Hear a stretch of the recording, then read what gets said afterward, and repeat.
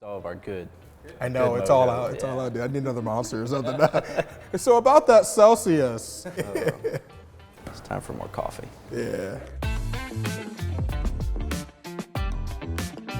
So the next term we have here is the pit crew. So the pit crew is another one of those parts of our web that contribute to our success on a race weekend. Our pit crew have a couple of key roles. Maybe the most obvious is when we are out of gas, when we have killed a set of tires and we're down to wear bars and we are hanging on for dear life as a driver, and I'm sitting here screaming and begging for another set of tires. It's time for the pit crew to do work, right? Yeah. So we come down pit road.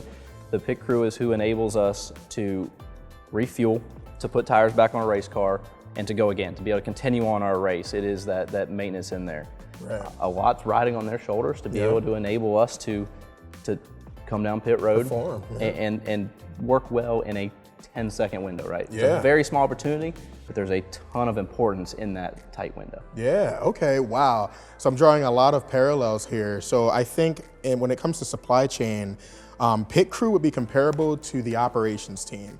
So a lot of the things that you mentioned there, the qualities of, right, there's a standard of, a very high standard of excellence that's required really out of the operations team, out of the pit crew, because essentially they're the ones doing the work, right? So they're on their boots on the ground is what we call it in the industry.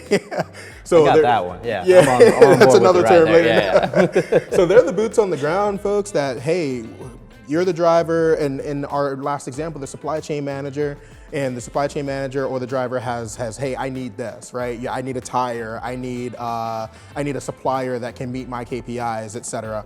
The operations teams are the ones that are actually doing that work, right? They're doing the in inventory management. It's going to be cycle counts, things like that. And really, it's the operations team, and it seems like the pit crew's responsibility to make sure that they do the work to that standard of excellence so that the driver or the supply chain manager and the organization at the end of the day can succeed and meet their KPIs, et cetera, et cetera. So yeah, awesome. I mean, operations team, pit crew. Yeah. Hand in hand. Sounds like it comes down to efficiency. Oh, Both of yeah, those absolutely. Right there. It's all about efficiency. Absolutely, always. All right. So getting into our next term here, this one's a fun one for me.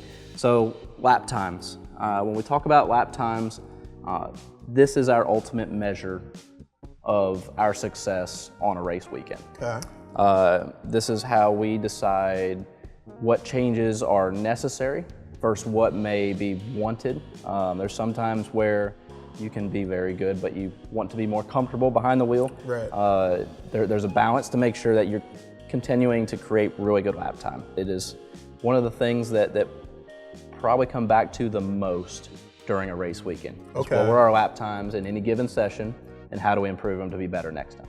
Got it. Okay, nice. So lap time sounds sort of like, the word is coming to me, it's sounding like lead time. So lead times, similar to lap times, are a KPI. A KPI essentially is a key performance indicator, and we use that in supply chain to measure different variables to see how they're performing and make adjustments so that you can maximize efficiency, right? Things like that within the supply chain. Lead time in supply chain is kind of like that KPI that we measure like vendors by.